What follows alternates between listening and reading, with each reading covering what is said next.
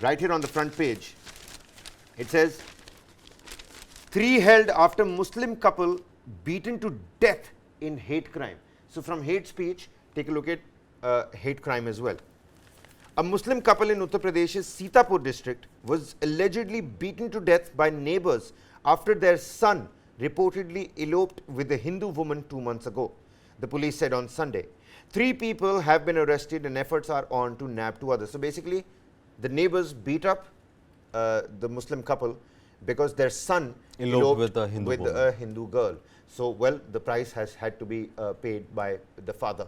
It's unreal, the kind of,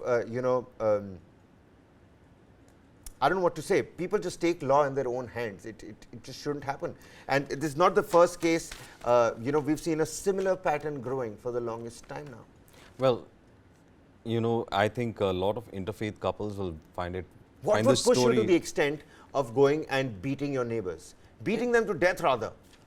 My question is, if the parents don't have a problem, all right, or they must have had a problem, or they had the course of connection, who are the neighbors to do it? Yeah. So that is exactly. And even if you have a problem, there are proper institutions, ladies and gentlemen. Go hit the police, try knocking on some other institutions. So this is where I fear that the amount of what I would call it as the kind of hate sensitization that has happened to the point that you act on it, that is the worrying factor over here. They were thrashed to death. They were sitting outside their house peacefully and they were thrashed to death, as if they weren't worried about their own son eloping with a Hindu girl. And of course, needless to say, they were aware of the consequences that were that was pretty much coming their way as well. Kabir, I just look at the 1980s, 1970s. Was this an issue? I mean, there were, of course, the families would have been, but you didn't go to the point of killing people over this. This is a country that has got so many faiths, so many different languages, so many.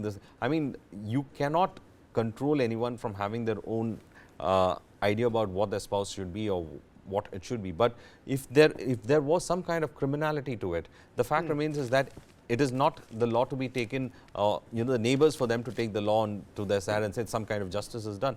It is up to the police, it is up to the courts of this country. If there is a grievance, people can go and, put that across. Absolutely.